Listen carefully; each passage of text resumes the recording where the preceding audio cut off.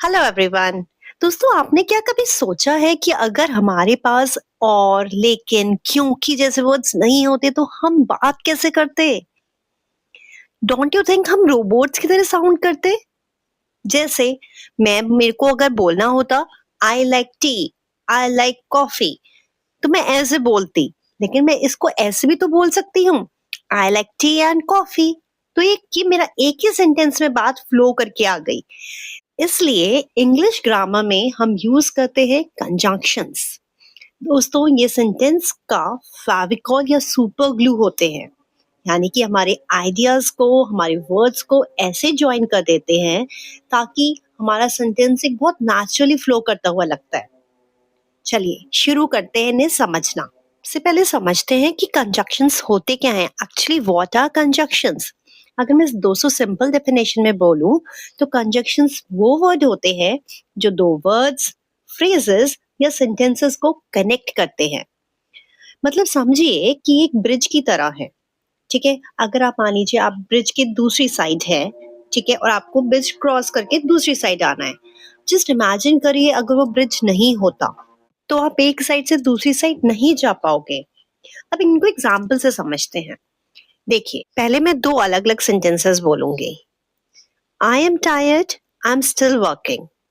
अब देखिए कंजक्शन का यूज और उसका magic. I am tired but I am still working. इससे समझ में आया कि आपने एक सेंटेंस, आपके पास दो आइडियाज थे, टायर्ड और वर्किंग। अब आप अलग अलग सेंटेंसेस में बोल रहे हैं तो आपकी इंग्लिश कैसी लग रही है? इंग्लिश में कोई प्रॉब्लम नहीं है, सेंटेंसेस वो भी एकदम परफेक्ट है, वो भी एकदम सही है, कोई नहीं कहेगा आपने गलत बोला। लेकिन हम सीख रहे हैं इंग्लिश स्पीकिंग, इंग्लिश को इम्प्रूव करना। तो इंग्लिश को अपनी लेवल, इंग्लिश का लेवल बढ़ाना, अपनी इंग्लिश को इम्प्रूव करने के लिए दोस्तों में ऐसी चीजें समझनी और सीखनी पड़ेंगी जो हमारी इंग्लिश को नेचुरली फ्लो करता हुआ दिखाएं। अब आई एम टायर्ड, मैं थकी हुई हूँ। ठीक है, अगर आप हिंदी में भी बोलते हैं मैं थकी हुई हूँ लेकिन मैं फिर भी काम कर रही हूँ। ये जो लेकिन आया वही तो बट है दोस्तों। जब आप हिंदी में इनका यूज कर सकते हैं तो वही चीज हम इंग्लिश में क्यों नहीं कर सकते? तभी तो हमारी चीजें नेचुरल फ्लो करती हुई लगेंगी ना। तो बस यही है कि कंजक्शंस के बिना, अगर दोस्तों क्या होता है कंजक्शंस के बिना, जब हम इंग्लिश बोलते हैं और कंजक्शन यूज नहीं करते तो हम बार बार रुक जाते हैं। और कंजक्शन से इंग्लिश नेचुरल और कॉन्फिडेंट लगती है। और हम यही सीख रहे हैं, अपनी इंग्लिश को इम्प्रूव करना और अपना कॉन्फिडेंस नेचुरली बढ़ाना। तो चलिए दोस्तों, इनको एक एक करके सब कंजक्शन को समझते हैं कि वो क्या कहना चाहते हैं। सबसे पहले हम समझते हैं एंड को, AND एंड। दोस्तों, एंड का हिंदी मतलब होता है और इसका यूज हम तब करते हैं जब हम एक बात के साथ दूसरी बात ऐड कर रहे होते हैं। जैसे I wake up early and practice English. मैं जल्दी उठी और इंग्लिश की प्रैक्टिस करी। और सेंटेंसेस समझते हैं। She is kind and helpful. वो काइंड है और हेल्पफुल है। I read books and watch movies. मैं बुक पढ़ती हूँ और मूवीज देखती हूँ। तो इसमें हम इजीली एंड का यूज कर सकते हैं जहाँ पे हम एक बात के साथ कंटिन्यूएशन में ही दूसरी बात और कहना चाहते हैं। अब आता है नेक्स्ट है बट। दोस्तों, बट का यूज तब होता है, बट यहाँ पे देखिए, पहले तो हिंदी का मतलब क्या होता है इसका, लेकिन। जैसे हम कहते हैं ना लेकिन, ऑपोजिट में जब हमें कुछ कहना होता है तब। और बट का यूज तब होता है दोस्तों जब दूसरी बात पहली बात से ऑपोजिट होती है, अलग होती है। जैसे I want to speak English but I feel nervous.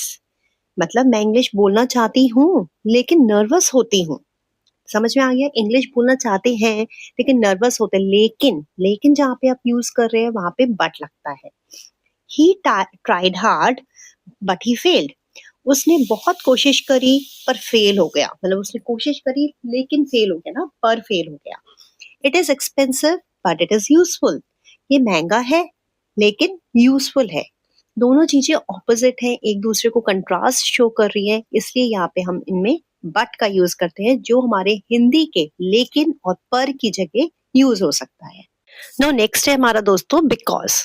Because का मतलब हिंदी में होता है क्योंकि, जिसमें के लिए हम रीजन देते हैं, कोई एक्सप्लेनेशन दे रहे होते हैं, तब हम बिकॉज का यूज करते हैं। जैसे I am happy because I passed. मैं इसलिए खुश हूँ क्योंकि मैं पास हो गया। I am late because there was traffic. मैं लेट हूँ क्योंकि ट्रैफिक था। She is happy because she got the job. वो खुश है क्योंकि उसे जॉब मिल गई। I practice English daily because I want confidence. मैं डेली इंग्लिश प्रैक्टिस करती हूँ क्योंकि मुझे कॉन्फिडेंस चाहिए। तो इन सेंटेंसेस में आपने देखा हमने बिकॉज का यूज कहाँ पे करा है? क्योंकि की जगह। जब हम हिंदी में क्योंकि बोल रहे हैं वहां पे हमने इजिली बिकॉज का यूज करके अपने सेंटेंस के फ्लो को मेंटेन रखा। हमने सेंटेंस में ब्रेक नहीं दिया दोस्तों। दोस्तों अब है और। तो और का यूज हम चॉइस के लिए करते हैं। किसी को जब हम कुछ ऑप्शंस देना चाहते हैं तब हम यूज करते हैं। जैसे डू यू वांट टी और कॉफी? आप चाय लेना चाहेंगे या कॉफी? यू कैन कॉल मी और मैसेज मी। तो मुझे कॉल या मैसेज कर सकते हो। कॉल या मैसेज, समझ रहे हैं ना? या शुड वी गो टुडे और टुमारो? हमें आज जाना चाहिए या कल? तो जहाँ पे हमने हिंदी में या यानी कि एक ऑप्शन दो चीजों को हम में से हमने चॉइस करने को बोला, चूज करने को बोला, तो हमने वहां पे और का यूज करना होता है। क्लियर है दोस्तों? नाउ अगला है इसमें हमारा व्हेन। व्हेन सबसे पहले ध्यान रखिए, जब हम जिसको हम हिंदी में जब से डिनोट करते हैं, यानी कि हिंदी में जब हमें जब बोलना होता है तब हम इंग्लिश में उसको व्हेन बोलते हैं। जैसे call me when you reach home. घर पहुंच जाओ जब मुझे कॉल करना, यानी कि जब आप घर पहुंच जाएं तब मुझे कॉल करें। I felt scared when I spoke in English. मैं डरा हुआ था जब मैंने इंग्लिश बोली। यानी कि यहाँ पे हम एक टाइम के बारे में बता रहे हैं कि उस टाइम पे जब जो चीज हुई उसको हमने व्हेन से कैसे कन्वर्ट करना है। यहाँ पे हमने व्हेन का यूज करा है। ये भी दो सेंटेंसेस को ज्वाइन कर रहा है। जैसे आई फेल्ट स्केयर्ड, मैं डरा हुआ था। कब डरा हुआ था? जब मैंने इंग्लिश में बोला। कॉल करना, कब कॉल करना? जब आप घर पहुंच जाओ। तो यहाँ पे व्हेन का आंसर कर रहा है, लेकिन व्हेन को हम एज अ क्वेश्चन यूज नहीं कर रहे हैं यहाँ पे दोस्तों, हम एज अ कंजक्शन यूज कर रहे हैं क्योंकि दो सेंटेंसेस को ज्वाइन कर रहा है। तो next is our so, S O so. दोस्तों इसको हिंदी में बोलते हैं इसलिए। जैसे हम हिंदी में इसलिए बोलते हैं वहां पे हम सो का यूज कर सकते हैं, या फिर तो हम बोल सकते हैं। तो को सो बोलते हैं। देखिए पहले तो सो का यूज रिजल्ट दिखाने के लिए होता है। एग्जाम्पल से समझते हैं। I was tired so I slept early. मतलब मैं थक गई थी इसलिए जल्दी सो गई। It was raining so we stayed at home. बारिश हो रही थी तो हम घर पर ही रहे, या इसलिए हम घर पर ही रहे। समझ रहे हैं? He worked hard so he succeeded. उसने मेहनत की इसलिए वो सक्सेसफुल हुआ, इसलिए उसको सफलता मिली। तो यहाँ पे हमने इसलिए यूज करा है। जहाँ पे हिंदी में इसलिए यूज हुआ है वहीं पे हमने सो का यूज इंग्लिश में कन्वर्ट कर दिया उसको। अगला है इफ। इफ मतलब अगर। हिंदी में जब हम अगर यूज करते हैं तब हम उसको इंग्लिश में इफ से कन्वर्ट कर देते हैं।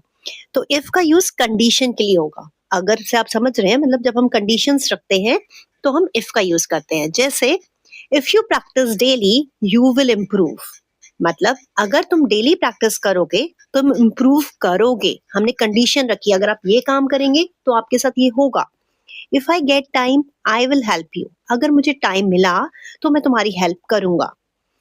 If you don't try you want learn. अगर आप ट्राई नहीं करेंगे आप सीखेंगे भी नहीं। तो यहाँ पे हमने अगर वर्ड को इफ में कन्वर्ट करना है इंग्लिश में, याद रखिएगा। आज के लिए लास्ट कंजक्शन है दोस्तों हमारा ऑल्दो। ऑल्दो को हिंदी में बोलते हैं हालांकि। हालांकि जैसे हम बोलते हैं, फिर भी जैसे जब हम यूज करते हैं तो उसकी जगह ऑल्दो यूज करा जाएगा। ऑल्दो थोड़ा सा एडवांस वर्ड है पर बोलने में बहुत अच्छा लगता है। तो आपकी अगर स्पोकन इंग्लिश में आप इसको डेली यूज में हैबिट में लाएंगे तो इंग्लिश का लेवल आपका इंप्रूव होता हुआ इजीली दिखेगा। जैसे मैं बताती हूँ आपको सेंटेंस के through. Although I was tired I continued studying. हालांकि, ये जैसे जबकि मैं थक गया था फिर भी मैंने पढ़ाई कंटिन्यू करी। यानी कि मैं थकी हुई थी, मैं थका हुआ था तब भी हमने ये काम किया, तब भी, हालांकि। और दूसरा एग्जाम्पल देखते हैं। Although he is poor he is honest. हालांकि वो गरीब है पर फिर भी ईमानदार है। तो ये वर्ड्स आप समझ पा रहे हैं यहाँ पे हमने ऑल्दो का यूज कैसे करा है, जब हमें हालांकि या फिर भी यूज करना था। तो दोस्तों ये था आज के कंजक्शंस के वीडियो में।